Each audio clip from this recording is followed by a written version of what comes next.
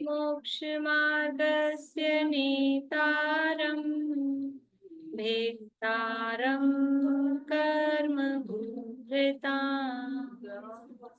ज्ञातारं विश्वतत्त्वानां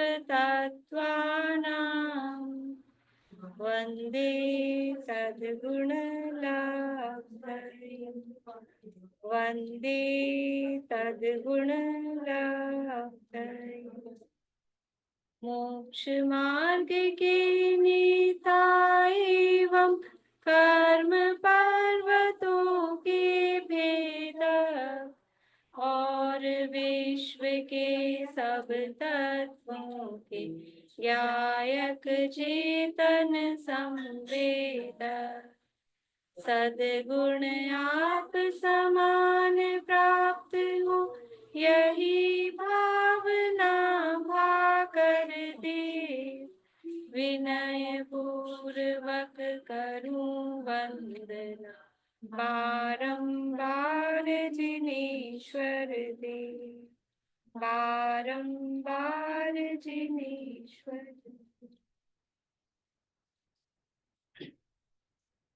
तत्वार सूत्र नामक के महाशास्त्र है, आचार्य महाराज उमा स्वामी देव द्वारा रचित। इसके अंतर्गत 10 अध्याय हैं तत्वार सूत्र में। उसमें से तीसरा अध्याय यहाँ हमारा चल रहा है और 10 अध्यायों में 7 तत्व का वर्णन है। 7 तत्व बताए आपको? बढ़िया। जीव अजीव आश्रव बंध संवर निर्जरा मोक्ष। ये थे कभी? जीव अजीव आश्रव बंध संवर निर्जरा मोक्ष, ये 7 तत्व हैं। उसमें से जीव तत्व का वर्णन चल रहा है और जीव तत्व का वर्णन 4 अध्यायों में, अजीव तत्व का वर्णन 5वें में और 6ठे और 7वें में आश्रव तत्व का और 8वें में बंध तत्व का और 9वें अध्याय में संवर और निर्जरा 2 का और 10वें अध्याय में मोक्ष का। तो तीसरा अध्याय चल रहा है, जीव तत्व का वर्णन है। तो पहले अध्याय में सामान्य ज्ञान आदि का वर्णन किया, किससे जानने के क्या उपाय है ऐसे करके। दूसरे अध्याय में जीव के स्वरूप का, संसारी जीव की अवस्थाओं का, जीव के भावों का ये वर्णन किया। और अब तीसरे अध्याय में ये जीव संसार में कहाँ पाए जाते हैं, संसार में जीव घूम रहे, संसारी जीवों का वर्णन किया था। तो दुनिया में जीव मिलते कहाँ, रहते कहाँ, उनकी जगह भी तो बताओ।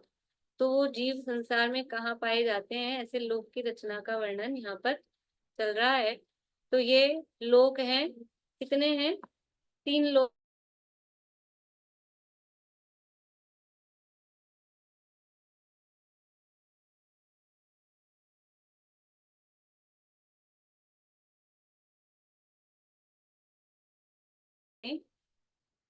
आवाज आ रही है आप लोगों को? 6 सूत्रों में अधोलोक का वर्णन किया, उसके बाद में फिर 7वें सूत्र से मध्य लोक का वर्णन यहाँ पर किया। मध्य लोक का वर्णन, मध्य लोक मतलब जहां हम रहते हैं, यह है मध्य लोक। और इसके नीचे है वो अधोलोक, जहाँ मुख्य रूप से नारकी जीव रहते हैं। भवनवासी व्यंतर देव भी रहते हैं पर मुख्य रूप से नारकी जीव रहते हैं। और हम यहाँ रह रहे हैं, इससे ऊपर है ऊर्ध्वलोक, वहां देवगति के, स्वर्ग के देव वहां पर रहते हैं। तो अभी चल रहा है, अपनी बात चल रही है मध्य लोक का वर्णन। और मध्य लोक में क्या है? मध्य लोक में असंख्यात द्वीप समुद्र, असंख्यात वही अनकाउंटेबल, इतने सारे द्वीप, द्वीप समझते हैं आइलैंड, और समुद्र। पर अपन समझते हैं आइलैंड मतलब इतना सा ऐसा ऐसा कोई टुकड़ा टापू जैसा, पर यहाँ द्वीप मतलब है बहुत बड़े बड़े, लाखों योजनों की।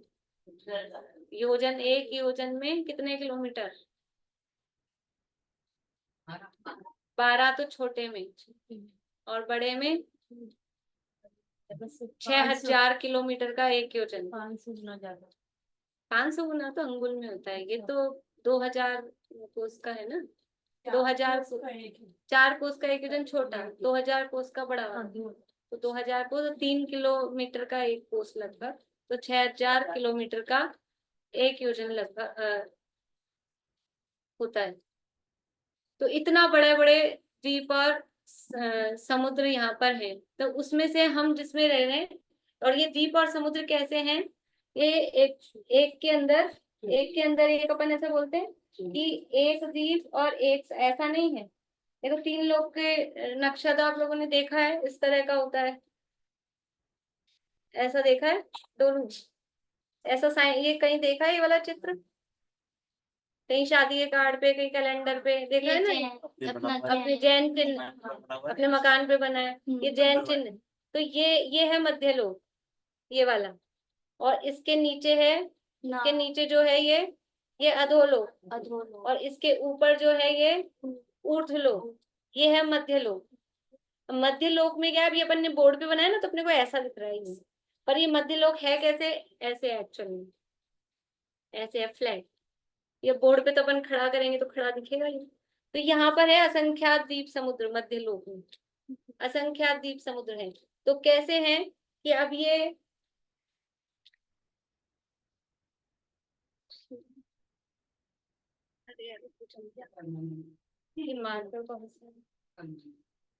नहीं, परमानेंट तो नहीं है, पर वो कोई बात नहीं।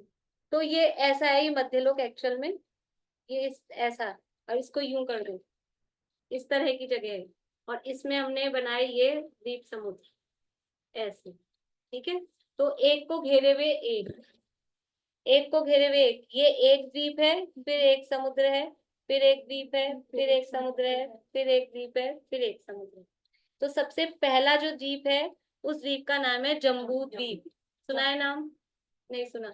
जम्बू द्वीप। हम किस द्वीप में रहते हैं, जम्बू द्वीप में। तो इस जम्बू द्वीप में पर्वत हैं, क्षेत्र हैं, नदियां हैं, बहुत सारी रचना है, सुमेरु पर्वत है, वो सारा वर्णन हमारा हो गया। जम्बू द्वीप, अधोलोक का वर्णन हो गया, जम्बू द्वीप का वर्णन भी पिछली क्लासेस में हो गया। अपने को कुछ काम बाकी है, वो अपन बाद में करेंगे। वो होमवर्क मैंने दिया हुआ है, जम्बू द्वीप में कितनी नदियां हैं, कितने पर्वत हैं, है ना, वो सब काउंटिंग अपने को करनी है। और आप लोगों ने की होगी, पता नहीं, रेणु जी ने नहीं कर रखी इसलिए उछल नहीं रही है, ये भूल गई हैं। तो इसका मतलब किसी ने भी नहीं किया होगा, इन्होंने नहीं किया है तो वापस याद दिला रही हूँ, इसलिए आज कोई फायदा भी नहीं है, आप लोगों ने किया नहीं है तो। नेक्स्ट क्लासेस में अपन करेंगे, आपको लिख के काउंट करके रखना है टोटल जम्बू द्वीप में नदियां कितनी है। टोटल का मतलब है 14 नदियां हैं, तो उसकी परिवार नदियां कितनी है, विभंगा नदियां, वो सब सारी मिला मिलू के, ऐसे ही सारे पर्वत कुंड, वो सब अपन करेंगे, तो आप लोग करके रखना। अभी यहाँ नहीं कर रही हूँ मैं, अभी अपन आगे बढ़ रहे हैं। तो अब इस जम्बू द्वीप के बाद में एक द्वीप होता है, इस एक द्वीप के बाद में होता है समुद्र, फिर इस समुद्र के बाद में होता है द्वीप, फिर इस द्वीप के बाद में होता है फिर समुद्र। तो जम्बू द्वीप की चर्चा पूरी हो गई, अब इसके बाद में है आगे समुद्र, लवण समुद्र। इसको थोड़ा सा गीला करके लिया ना, है शायद गीला। हाँ, पीछे पास कर दे, ये समदर्शन। तो अब अपने इससे भी नहीं होगा ना, या टॉक से कर लो। तो इसके बाद में है लवण समुद्र, लवण समुद्र है, होगा तो उससे होगा। लवण समुद्र है, जम्बू द्वीप को घेरे हुए क्या है, लवण समुद्र। तो ये अभी जम्बू द्वीप अपन छोटा बनाएंगे, ये जम्बू द्वीप है, ये जितना जम्बू द्वीप है, जम्बू द्वीप का ये जो डायमीटर है, ये समझ लो ये जम्बू द्वीप है, दिख रहा है, बोर्ड पे दिख जाएगा, ये जम्बू द्वीप है। ये जम्बू द्वीप का डायमीटर समझते हो, ये एक कोने से दूसरे कोने की दूरी, ये कितनी है, 1 लाख, 1 लाख योजन।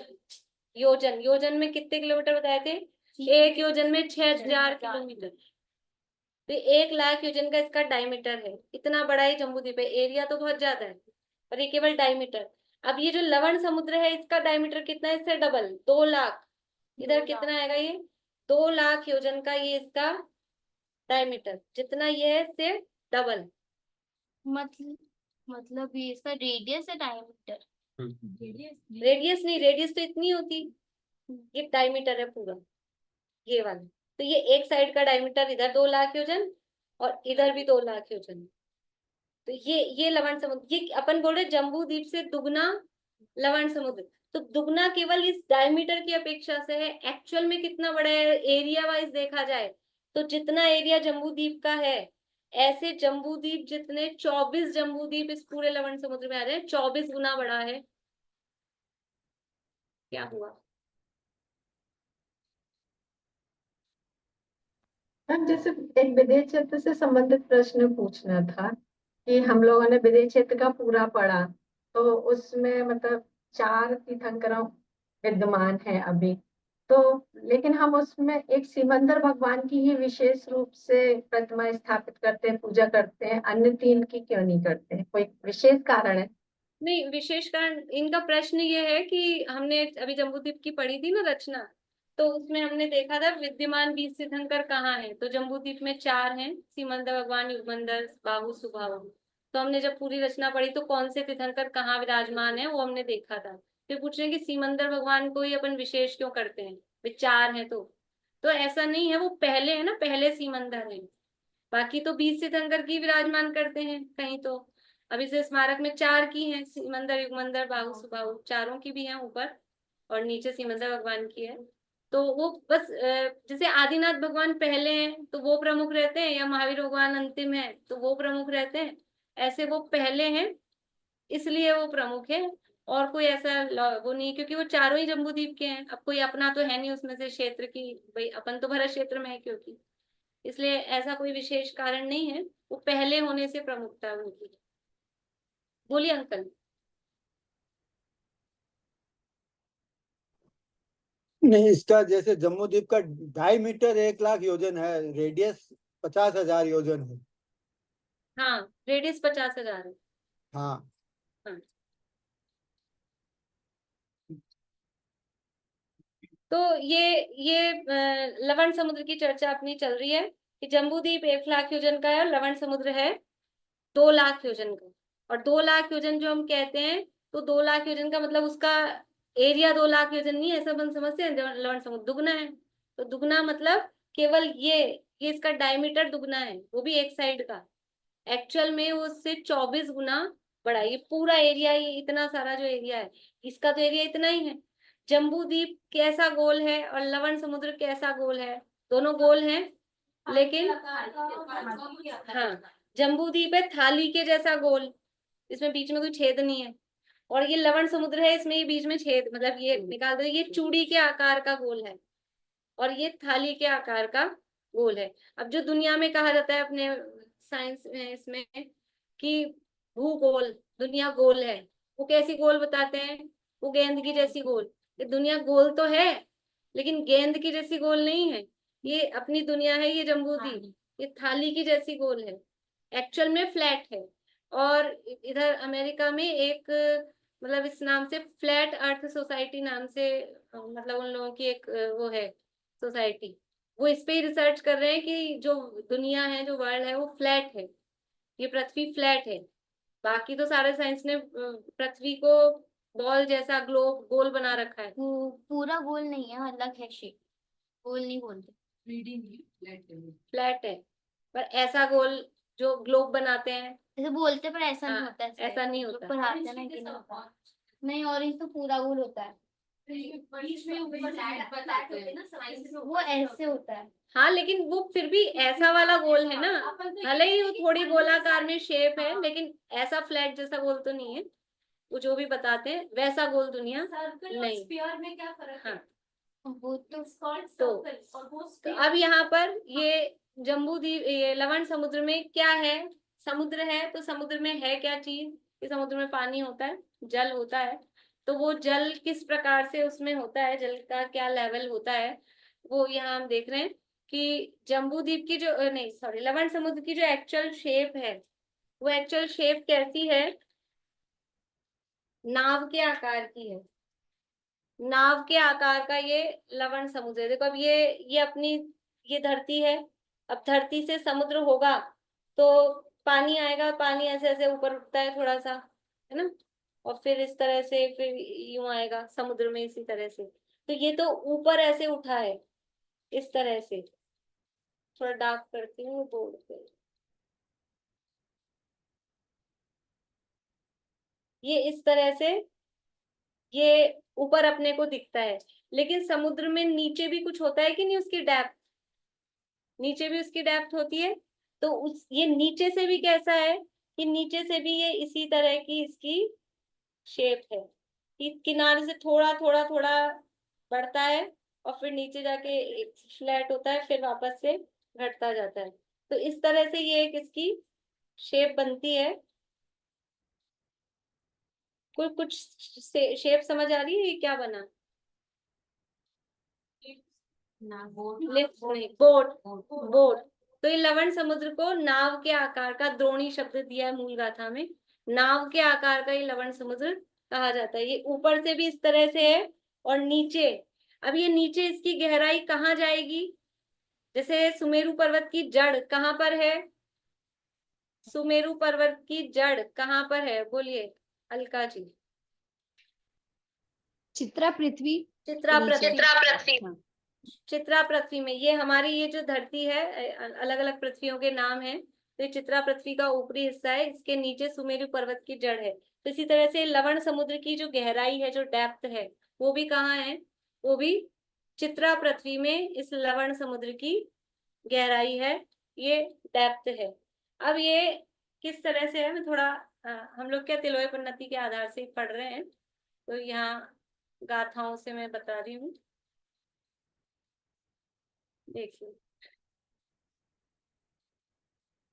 लवण समुद्र जम्बू द्वीप की खाई के आकार का गोल है। इसका विस्तार 2 लाख योजन प्रमाण है। एक नाव के ऊपर दूसरी अधोमुख दूसरी नाव के रखने जैसा आकार होता है। एक नाव सीधी और एक नाव, मतलब ये नाव तो सीधी है नीचे वाली तो, और इसके ऊपर एक नाव उल्टी रख दी, तो एक सीधी नाव के ऊपर एक उल्टी नाव रखने से जैसा इसका आकार होता है, उसी प्रकार से वह समुद्र चारों ओर विराजमान है। अब ये जो समुद्र का विस्तार है, ये कितना है कि ये यहाँ से तो धीरे धीरे बढ़ता हुआ, अब यहाँ जाकर ये जो फ्लैट दिख रहा है ना, एक एरिया थोड़ा फ्लैट बनाया है, ये कितना है? ये 10,000 योजन, 10,000 योजन ये ऊपर, और यहाँ नीचे भी इस तरह से विस्तार है। 10,000 योजन की ये विस्तार वाला है, ऊपर की ओर 10,000 योजन इसका विस्तार है, और नीचे यहाँ पर पूरा 2 लाख योजन का इसका विस्तार है।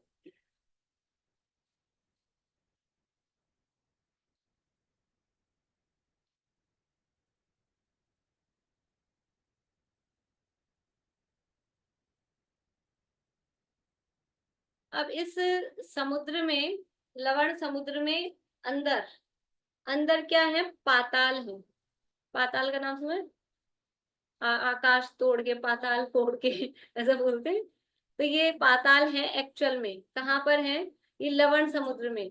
और ये पाताल केवल लवण समुद्र में ही है, और जो आगे समुद्र आएंगे, और कौन से समुद्र हैं आगे? कालादरी समुद्र है, फिर पुष्करवर समुद्र है, और किसी भी समुद्रों में पाताल नहीं है, केवल लवण समुद्र में ही पाताल है। तो किस तरह से वो पाताल है?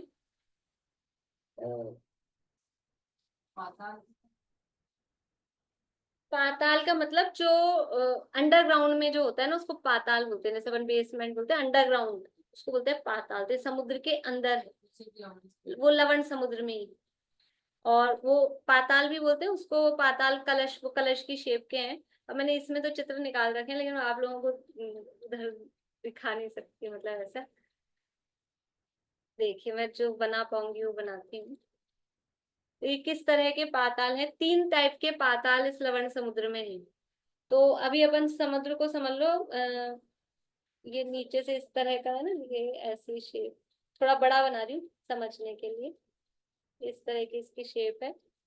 तो और एक्चुअल में तो वो पूरा ऐसा गोलाकार है, ये तो अपन एक साइड का ऐसे देख रहे हैं ना, एक्चुअल में तो ऐसे गोल आएगा। तो 3 टाइप के पाताल हैं, बड़े साइज के, मीडियम साइज के और स्मॉल साइज के। तो उनको बोलते हैं उत्कृष्ट पाताल, मध्यम पाताल और जघन्य पाताल। ये 3 टाइप के पाताल हैं। उत्कृष्ट पाताल कितने हैं? उत्कृष्ट पाताल बड़े साइज, सबसे बड़े साइज वाले, वो भी है 4। वो है 4 दिशाओं में। दिशाएं पता है शानू? दिशाएं तो पता है? हाँ, पूरब, दक्षिण, पश्चिम और उत्तर, ये चार। अपन पूरब, पश्चिम, उत्तर, दक्षिण बोलते हैं, लेकिन एक्चुअल में होती है इधर से चलती है, पूरब से। पूरब, दक्षिण, पश्चिम, उत्तर। मैप में राइट साइड में पूरब होता है, नीचे दक्षिण, फिर लेफ्ट में पश्चिम और ऊपर उत्तर। पूरब, दक्षिण, पश्चिम, ये क्लॉकवाइज ऐसा चलाते हैं। ये चार दिशाएं हैं और चार होती हैं विदिशाएं। चार कौन सी होती हैं? विदिशाएं। ये तो है चार दिशाएं, पूरब, दक्षिण, पश्चिम और उत्तर। विदिशा बोलती है दिशा के ये जो ऐसी सब। हाँ, ये है विदिशाएं। ये विदिशाएं कौन सी होती हैं? उत्तर, ईशान, आग्नेय, नैऋत्य और वायव्य। ये चार होती हैं विदिशाएं, जो कॉर्नर्स वाली होती हैं, ये कहलाती है विदिशाएं। तो चार जो बड़े पाताल हैं वो तो हैं दिशाओं में, चारों दिशाओं में चार बड़े साइज वाले पाताल हैं, और चार विदिशाओं में चार मीडियम साइज के पाताल। ठीक है, चार बड़े पाताल हैं चारों दिशाओं में, चार मीडियम साइज के पाताल हैं, वे साइज भी बताएंगे, वो हैं चार विदिशाओं में। बोलिए रेणु जी। वो आपका बोर्ड नहीं दिख रहा है मैम एकदम भी। बोर्ड नहीं दिख रहा है, अपन फिर से कर लेंगे, वो पता नहीं मार्कर उधर मैं कर तो रही हूँ उसको वो डार्क। नहीं, वो आप वो बुक का वो पीडीएफ मतलब दिखा रहे हो ना स्क्रीन में, इसलिए बोर्ड नहीं दिख रहा था। अब दिख रहा है? अभी दिख रहा है, हाँ अभी दिख रहा है। ठीक, ये चार हो गई दिशाएं, चार विदिशाएं। तो चार दिशाओं में कौन से हैं? उत्कृष्ट साइज वाले पाताल, बड़े साइज वाले। विदिशाओं में है मध्यम साइज, मीडियम वाले। अब बचे हैं स्मॉल साइज वाले। वो कहाँ है कि अब अपने पास 8 गैप्स आ गए हैं, 8 गैप्स आ गए हैं। इन 8 गैप्स में है स्मॉल साइज वाले, और वो कितने हैं? हर गैप में है 125, 125, 125, 125, 125, 125। कितने हुए? 125 मल्टीप्लाई बाय 8। जल्दी करो। 1000। क्या बात है, बड़े लोग फास्ट हो गए। 1000 पाताल हैं, वो स्मॉल साइज वाले हैं, और चार ये कितने हो गए? 8। तो टोटल मिला के 1008 पाताल वो नीचे लवण समुद्र में है। उनमें क्या होता है वो भी होता है वो भी बताएंगे। सही बात है, पाताल है तो होता क्या है, करते क्या है उसमें, खाने के लिए बना है। कौन अपने खजाने भर के रखते हैं उसमें टीटी की टेबल क्या रखते हैं, देखते हैं। ये तो अभी अपन ने केवल थोड़ी सी लोकेशन देखी है और उनके नंबर्स देखे कितने हैं। कुल पाताल कितने हैं? 1008 पाताल हैं। कैसे कैसे हैं? चार दिशाओं में सबसे बड़े वाले, चार विदिशाओं में मीडियम साइज वाले, और बाकी बीच के जो 8 गैप्स बचे हैं उनमें 125, 125 हर गैप में 1000 वो हो गए। तो कुल मिला के 1008 पाताल। इजी है, सरल है, ये हो गए। अब बड़े साइज वाले का साइज क्या है, एक बार साइज देख लें, फिर क्या है वो भी देख लेंगे, कर लेंगे, आज ही कर लेंगे अभी थोड़ी सी देर में। बड़े साइज वाले किस साइज के हैं? कि जो बड़े साइज वाले हैं, देखो इनका शेप कैसी है पहले अपन देख लें। जो पाताल है, पाताल अपन बोल रहे हैं, इनका नाम है पाताल कलश। पाताल कलश बोलते हैं इनको। तो कलश क्यों बोलते हैं? क्योंकि जो इनकी शेप है वो कलश जैसी है, थोड़ी सी कलश जैसी। कैसी है कि कलश नीचे से थोड़ा सकड़ा, फिर बीच में से मोटा, मटका कलश जैसा, फिर ऊपर से वापस सकड़ा, ऐसी इनकी शेप है कि नीचे से थोड़ा सकड़ा है। तो जो बड़े साइज वाले हैं उनका डेप्थ है 10,000 योजन नीचे, फिर ऊपर बीच में है 1,00,000 योजन, फिर वापस से टॉप पे आएंगे तो फिर से 10,000 योजन। इस तरह का शेप इनका बनेगा। और जो हाइट है वो भी 1,00,000 योजन, यानी जो बीच की विड्थ है और हाइट है वो सिमिलर है, और बॉटम और टॉप वो सिमिलर है। तो इस तरह की कलश जैसी शेप इनकी बनती है, इसलिए इनको पाताल कलश नाम देते हैं। तो 10,000 योजन इनका बॉटम है, 10,000 योजन इनका टॉप है, और बीच में जो इनका फैलाव है वो 1,00,000 योजन, और हाइट है वो भी 1,00,000 योजन। ये किसकी साइज बता रहे हैं? बड़े वाले की। उत्कृष्ट साइज वाले जो पाताल है कहाँ पर है? चारों दिशाओं में। चारों दिशाओं में उत्कृष्ट साइज वाले जो पाताल हैं 1,00,000 योजन ऊंचे, 1,00,000 योजन मध्य की चौड़ाई वाले, नीचे भूमि में 10,000 योजन, और ऊपर 10,000 ऊपर टॉप को बोलते हैं मुख, वो भी उनका 10,000 योजन विस्तार वाला। ऐसे ये चारों दिशाओं में 4 पाताल। और 4 विदिशाओं में जो मीडियम साइज वाले पाताल हैं वो कैसे हैं कि उनका बॉटम है 1,000 योजन, टॉप है 1,000 योजन, हाइट है 10,000 योजन, और बीच की जो विड्थ है वो भी 10,000 योजन।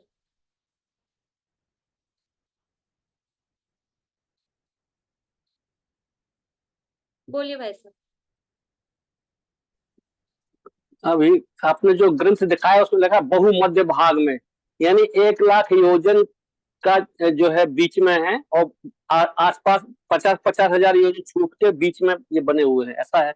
नहीं नहीं, वो अभी अपन देखेंगे कि ये इनकी लोकेशन कहाँ है। वो जम्बू मतलब लवण समुद्र के किनारे से कितना अंदर जाकर, वो अलग अच्छा है। अच्छा अच्छा, वो अभी बता। बहुमध्य भाग तो सही समझे कि मतलब बीच में 1,00,000 योजन का, ऐसा? नहीं नहीं, ऐसा बहुमध्य मार्ग मतलब ये है, वो अलग है। अच्छा, बोलिए सारिका जी। मैम ये रिपीट करिए ना, मध्य पाताल थोड़ा जोर कलश से की बोलिए ना, थोड़ा पास आके बोलिए। मध्य पाताल कलश की साइज।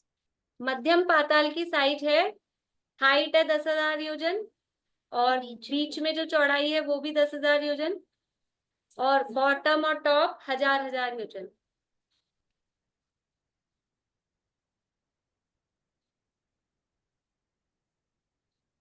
अब जो स्मॉल साइज वाले पाताल हैं वो कितने हैं कि 4 है। वो कितने हैं? 4 1,000 है ना। साइज देख रहे हैं अब एक एक की, वो टोटल तो 1,000 है, 125 8 जगह पर उनकी साइज क्या है? नीचे है 100 योजन, ऊपर है 100 योजन, बीच में है 1,000 योजन, हाइट भी है 1,000। याद करने का क्या ट्रिक है कि जो उसकी चौड़ाई थी वो इसकी मतलब इसकी जो स्मॉल वाले की जो चौड़ाई है वो अगले वाले की हाइट ऊपर नीचे वाली हो जाएगी, ऐसा कर।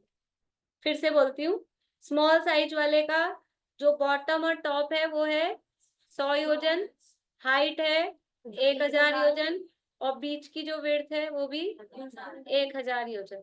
ये स्मॉल साइज वाले पाताल।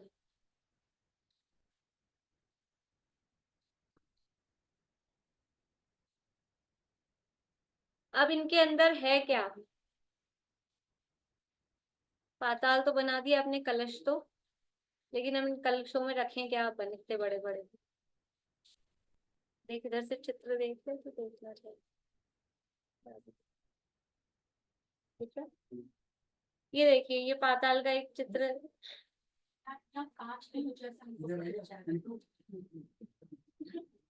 डलू सी इधर आ। हाँ, इधर आ। अब ये जो मैं यहाँ बना रही हूँ बोर्ड पे, वैसे इधर आ जाओ, आप आइए ना। हाँ आ जाओ, हाँ आ जगह तो जाओ है ना, ही, अब यहाँ आ जाओ आराम से। जगह तो है ही। ये जो कलश अपन ने बनाया है पाताल,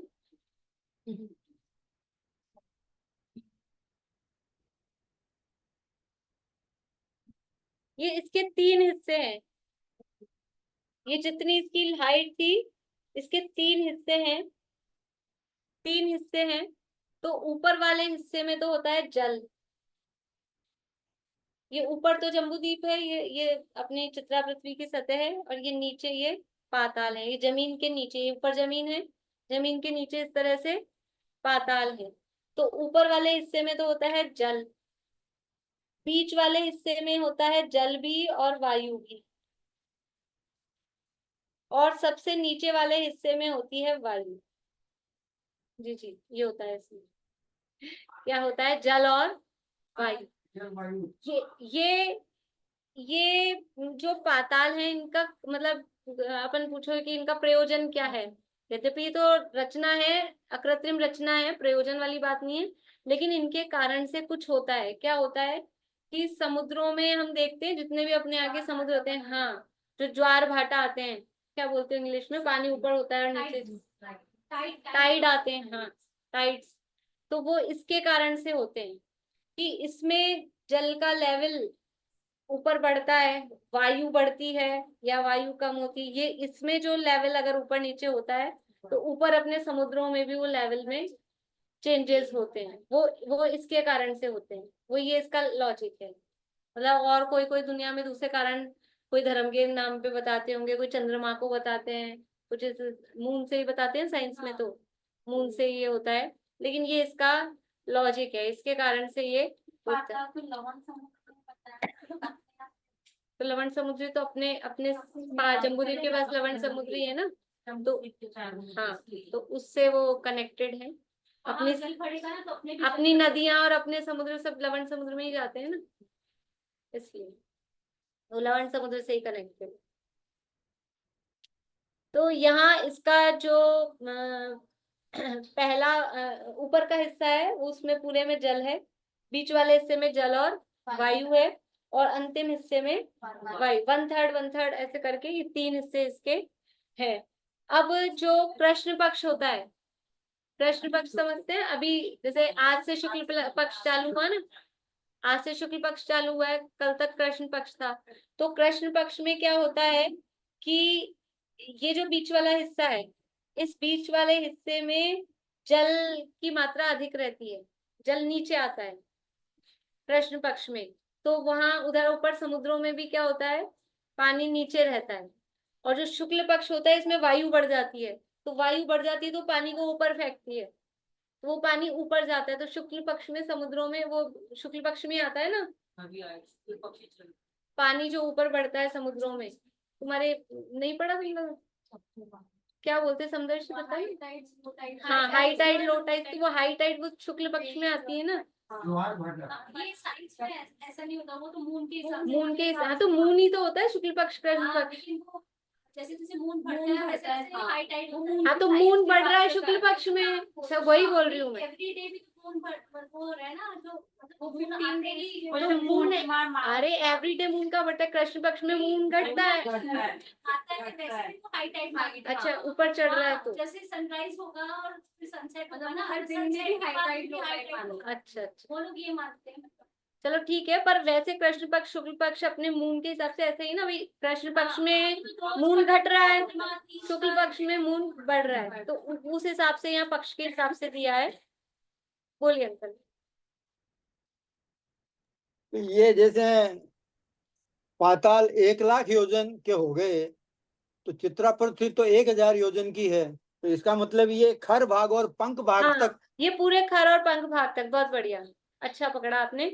चित्रा पृथ्वी केवल 1,000 योजन की, और ये पाताल की डेप्थ है पूरी 1 लाख योजन की, और चित्रा पृथ्वी तो 1,000 योजन की है, तो ये पाताल पूरे नरकों तक, मतलब नरक नहीं है, नारकी इसमें नहीं है, वहां पे भी बीच में, क्योंकि नरक के बिल इसके आसपास होंगे इस एरिया को छोड़ के। ये तो पूरे 16 खर पंख 16 तीनों भाग तक 1 लाख योजन वाला जो पाताल है बड़ा वाला, वो पूरा 16,000 योजन खर भाग और हाँ 84,000 योजन पंख भाग। पूरे पूरे में पहुंच रहा है, बिल्कुल पूरे में पहुंच रहा तो फिर ये जो जल है इसमें भी मतलब एक केंद्र जो निरोधिया जीव है कि है। जल कायिक तो है, जल कायिक तो है, जल कायिक तो रहेंगे।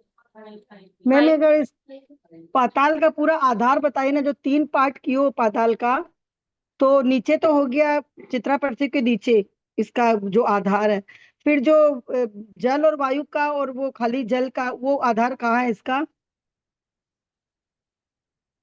ये इसी में इसके पार्टीशन अपन ने की ना, मतलब कोई आधार की जरूरत नहीं भाई, इतने में जल रहता है। पृथ्वी पे मतलब कहाँ मतलब रहेगा ये पाताल, जो ऊपर में।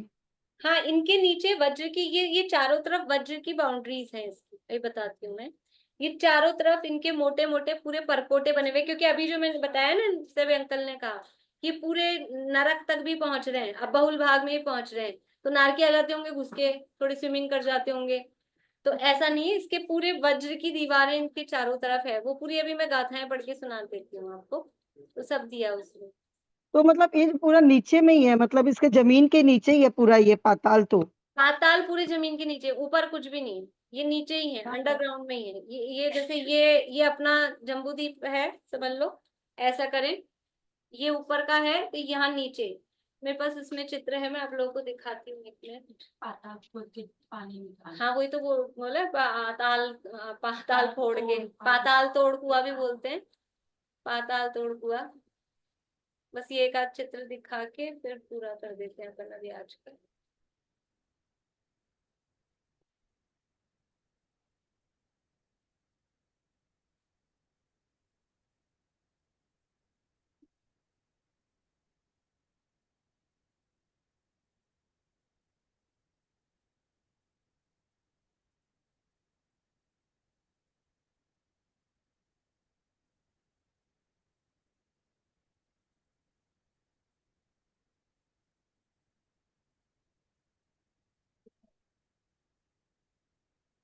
ये देखिए, दिख रहा है आप लोगों को? ये ऊपर ये इस तरह से नीचे ये पाताल है, और फिर ऊपर यहाँ जल है, बीच में दोनों चीजें हैं, नीचे वायु है। इस तरह से मैं उधर घुमाऊं क्या इसको आप लोग?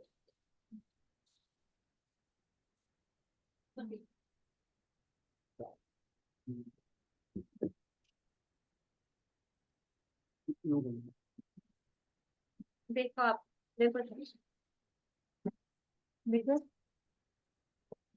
इस तरह से जमीन के नीचे वो पानी भी बना है ऐसा। हाँ, और भी है इसमें। इसलिए मैम अपने को केवल जल ही दिखता, ऊपर में जो जल है इसलिए अपने को केवल जल ही नजर आ रहा है ऊपर में ना। ऊपर जल है और फिर बीच में दोनों चीजें हैं, और नीचे व्हाइट सा दिख रहा है ना, हाँ, केवल वायु है। इसलिए वो लवण समुद्र में अपने को केवल जल ही नजर आता है, ऊपर हाँ, का ऊपर में सतह। तो ऊपर तो अपने को जल ही नजर आएगा। हाँ,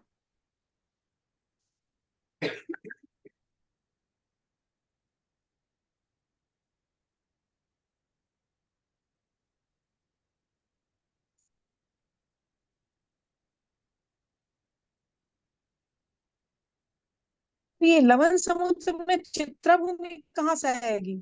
लवण समुद्र में चित्रा पृथ्वी नहीं है। चित्रा पृथ्वी यानी जो अपना पहली रत्न प्रभा पृथ्वी है। रत्न प्रभा हाँ, पृथ्वी के कितने भाग हैं? 3 भाग है, यानी पर ये तो जम्बू द्वीप के अंदर है। क्या?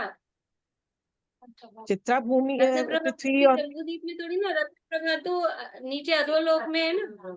हाँ, तो पूरे मध्य लोक के पूरे नीचे है रत्न प्रभा पृथ्वी। मतलब कि जितने समुद्र हैं, जितने असंख्यात हाँ, समुद्र हैं और सब हाँ, जगह वो है नरक। सबके नीचे, सबके नीचे। अच्छा, तो आज तक तो यही कंफ्यूजन था कि खाली अपने उसी के नहीं नीचे नहीं है। नहीं, पूरे मध्य लोक के नीचे है ना पूरे। पूरी त्रसनाली अच्छा, में, त्रसनाली पूरी एक राजू बाई एक राजू की है। तो पूरी हाँ, त्रसनाली में वो यानी रत्न प्रभा, फिर शर्करा प्रभा। नहीं पर प्रश्नाली भी तो जम्बू द्वीप में ही है ना। अरे नहीं नहीं नहीं नहीं नहीं, अगर खाली जम्बू द्वीप ही होगा त्रसनाली में तो बाकी द्वीप समुद्र कहाँ जाएंगे? ये तो बड़ी गड़बड़ है आपकी। आप फिर से देखिए, आप कंफ्यूज हो रहे हैं। मैं कंफ्यूज हो रही हूँ थोड़ा। त्रस त्रस नाली में असंख्यात द्वीप समुद्र है मध्य लोक में। जम्बू द्वीप तो इतना सा 1 लाख योजन का, त्रस नाली एक राजू की है, असंख्यात योजनों की है। ऐसा नहीं, सारी ही रचना उसके अंदर। हाँ, चलिए आज इतना ही लेते हैं। फिर और इसके थोड़ी और इसमें कैलकुलेट वो भी है, कितनी अंदर जाके कौन कौन से तीनों टाइप के जो पाताल हैं वो कितनी कितनी दूरी पर हैं, थोड़ी और है। अपन कल करेंगे बाकी चर्चा, है ना, बाद में। आज इतना ही लेते, बोलिए। तो ये तृष्ण नाली पूरे 2.5 द्वीप में ही आएगी ना, मतलब जैसे नहीं, देखिए ये क्या सब थोड़ा लेट भी ज्वाइन करें और वो कुछ कंफ्यूज भी हो रहे हैं। देखो 1 मिनट में बताते हैं।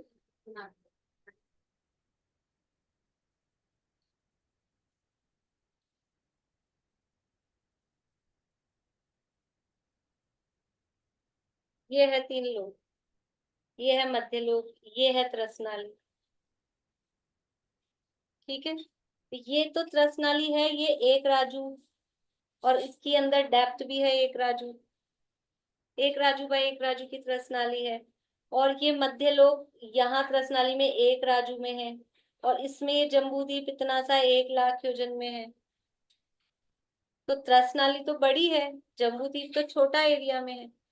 और जो अपने और जो अधोलोक की रचनाएं हैं, ये रत्न प्रभा, शर्करा प्रभा, बालुका प्रभा, पंख प्रभा, तो ये पूरी पूरी अकेली त्रसनाली में नहीं, ये तो पृथ्वियां तो यहाँ से यहाँ तक ही है, लेकिन नरक की रचना केवल त्रसनाली में। तो ये इस तरह से है पूरी। आप फिर से देखिएगा जो अपन ने पहले पढ़ा अधोलोक का वर्णन, आपके पास बने होंगे, चित्र भी बने होंगे, लिखा भी होगा। पूरा त्रसनाली तो बड़ा एरिया है, उसमें जम्बूद्वीप छोटा सा है, 2.5 द्वीप इस जम्बूद्वीप के पास ही, और फिर असंख्यात द्वीप समुद्र इस त्रसनाली में। ठीक है, और किसी को तो कंफ्यूजन नहीं इस संदर्भ में? बाकी सबका तो सही है ना? चलिए इतना ही करते हैं, फिर बाकी आगे कल करेंगे जिनवाणी से।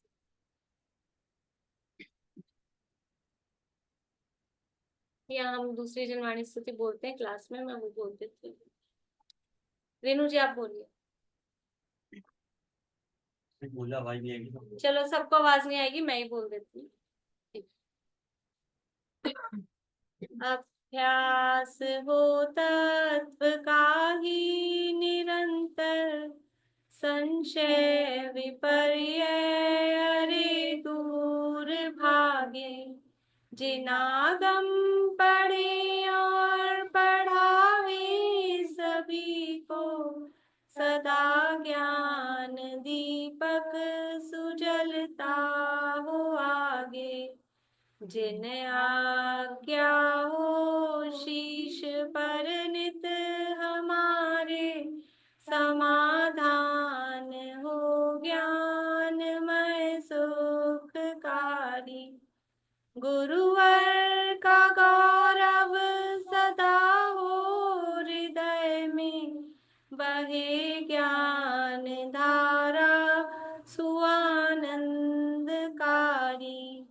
वस्तु स्वभाव मही धर्म सुखमय, प्रकाशे जगत में अनेकांत सम्यक, ऊंचा रहे ध्वज सदा स्यादवादी, निर्दोष सद्ज्ञान जयवंत वर्ते, सर्वज्ञ शासन जयवंत वर्ते, निर्ग्रंथ शासन